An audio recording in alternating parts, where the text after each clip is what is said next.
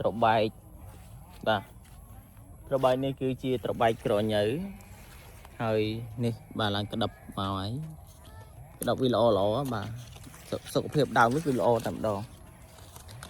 បាទនេះខ្ញុំចែកម្លែកបាទពិសោធន៍មួយទៀតណាតកតងជាមួយនឹងធ្វើម៉េចដើម្បីឲ្យត្របែកនេះឆាប់អានផ្លែច្រើនឆាប់មានផ្លែមានផ្កាអញ្ចឹងណាពេលដើមដែលវាត្រូវប្រមូលផលនេះមកឃើញជំពាមនេះទេបាទជំពាមនេះគឺយើងកាត់វាកន្លែងនេះគឺយើងកាត់មកដល់មេឃវាមានវែងទៅលើគាត់ថាខ្ញុំកាត់វាជិតរាប់ត្រឹមនឹងមកបាទ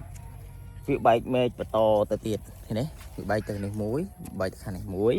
ហើយវាចាប់ផ្ដើមមានមេឃតទៀតឲ្យតែយើងកាត់វាលាស់ត្រួយមកតែវាពេញកម្លាំងវាចេញក្តាប់មកបែបនេះតែយើងអត់កាត់ទេបាទជាក់ស្ដែងដូចយើងអត់កាត់នេះឧទាហរណ៍ដូចខាងនេះអានេះវាដោះមកខ្លួនវាខ្ញុំអត់កាត់ទេចឹងវាដោះមកវាកម្រមានផ្លែបាទទោះយើងកាត់កន្លែងនេះ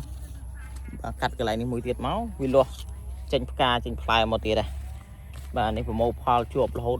ខ្ញុំបេះថ្ងៃមុនហ្នឹងបេះប្រហើយបាទនេះផ្លែដល់ក៏ផ្លែបាទនេះប៉ុន្តែដើមវាប៉ុណ្ណេះហើយផ្លែវាមកច្រើនទេខ្ញុំអត់ទុកច្រើនទេខ្ញុំទុកវាដូចថាមួយម៉េចនេះបើថាវាល្អខ្ញុំទុកវាត្រឹម2បាទឬក៏ខ្ញុំកាត់ម៉េចនេះអន់អីខ្ញុំកាត់វា2ខ្ញុំទុកវា1ត្បែកនេះផ្លែធំបាទផ្លែប៉ិនក្បាលជង្គង់ហ្នឹងក៏មានដែរបាទចែកម្លែកប៉ុណ្ណឹង